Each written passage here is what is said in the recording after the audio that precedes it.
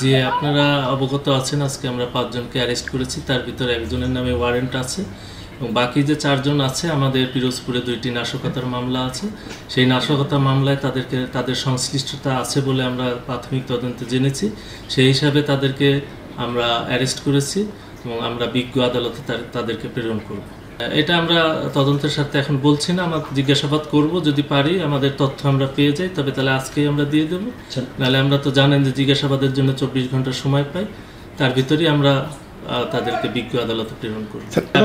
পিপি মহোদয় যে আছেন তার নামে ওয়ারেন্ট আছে, আর বাকি 4 জনেরকে আমরা নাশকতার মামলার সংশ্লিষ্টতা পেয়েছি, সেই জন্য তাদের জিজ্ঞাসাবাদ করার জন্য অ্যারেস্ট করা হয়েছে এবং তাদের জিজ্ঞাসাবাদের শেষে বিজ্ঞ আদালতে আমরা প্রেরণ করব।